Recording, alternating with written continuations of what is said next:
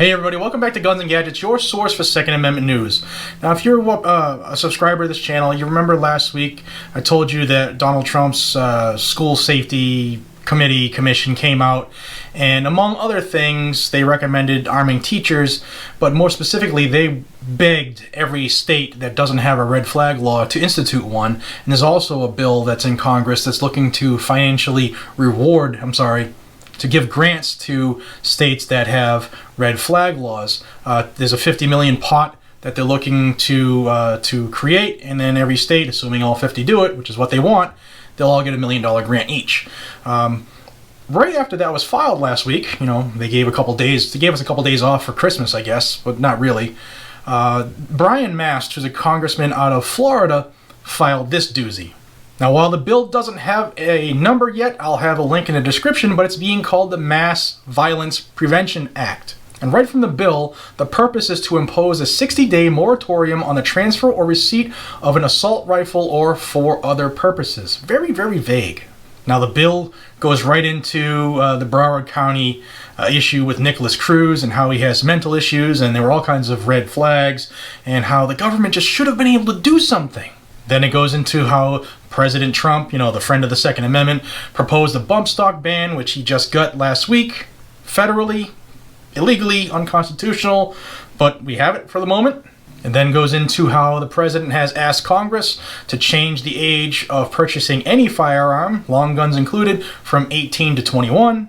Then it goes into the dangerous part.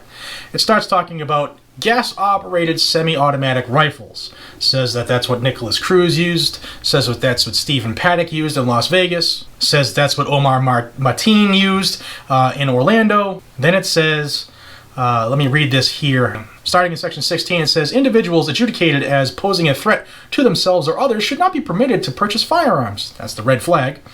The next it says, a system of due process must be established to ensure that citizens are not deprived of their Second Amendment rights. We care so much, believe us. Then it says, it's looking to institute a 60-day pause on the sale of all gas-operated semi-automatic firearms with a rifled bore, which include firearms such as the AR-15 and the AK-47. And while the bill specifically would not prohibit the sales of shotguns commonly used for hunting, or most handguns, such as those carried by lawful conceal and carry permit holders, it's still going after the AKs, ARs, and some handguns. Now, if you're still with me and you haven't fallen over or throwing up on yourself yet, it says the goal of this bill is to ensure that the next would-be shooter is not able to purchase firearms like the AR-15 when the President and Congress continue to work on a long-term solution. So they're looking to put a 60-day pause. You go to the guns, they go to the gun shop, you go through your NICS check, your federal background check, you pass that, you pay for your gun, see you in 60 days, pal. Uncalled for, no need for it. Why, oh why, do they always come after the law-abiding citizens when they're looking to fix the criminal element? Start going after the damn criminals. There's enough laws on the books. You don't need to attack the good guys every single chance you get. But again, it's the agenda, and they're trying to disarm everybody for a reason. And then here is the big kick in the ass. The Mass Violence Prevention Reform Act directs the Department of Health and Human Services, the Federal Bureau of Investigation, the FBI, and the Bureau of Alcohol, Tobacco, Firearms, and Explosives, the ATF, to submit recommendations to Congress defining assault weapons and classifying firearms based on lethality. They're looking to have the same thing that happened to the bump stock, where someone went in with an eraser and changed the definition of machine gun and made hundreds of thousands of Americans felons overnight because they had items that the ATF previously said on several occasions, these are fine, these are legal. Well, they changed it to fit the narrative, and now those people are supposed to turn in, destroy, or melt their bump stocks. Now they're looking for Congress, the ATF, and the FBI to change the definition of an assault weapon and to classify a weapon based on lethality. Ladies and gentlemen, this is no more lethal than this. Do not fall for the BS. Any item, whether it's this pen, this trackpad, Or this mouse, based on the manner used, becomes a weapon. I can shove this in your eye and kill you. Does that mean this is an assault pen? No.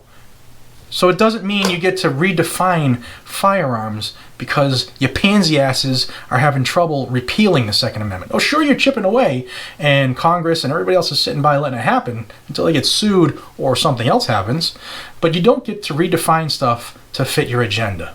Very, very dangerous, ladies and gentlemen. They're looking to change the classification of assault weapon to include all kinds of things. Now, an assault weapon is a fully automatic machine gun. That's it. That's it. A little chunk of metal that's a bayonet lug does not make something more lethal. It doesn't make it more scary. The fact that my stock slides in and out doesn't make it more lethal or more scary. The fact that I have a vertical foregrip does not make it more lethal. I hope you see what's happening, ladies and gentlemen. I hope you pass this along for me. And if you're not a subscriber to this channel, I hope you do. You will get the fastest Second Amendment news right here on Guns and Gadgets, far faster than you will ever get it on the mainstream media. If you haven't joined, please do, and get others to do the same. The more we grow, the bigger footprint we have, the more the news gets out there. Again, Brian Mast, a congressman from Florida, has submitted this silly bill. I'll have his information down below in the description, as well as a link to view this bill so that you can read it. And this is starting the next Congress session, which starts on the 3rd of January. Today it's New Year's Eve. I don't even know why I looked at my watch. Happy New Year to everybody. Please pass this along, and until we see each other again, be safe, stay vigilant, carry your weapon. Take care, everybody.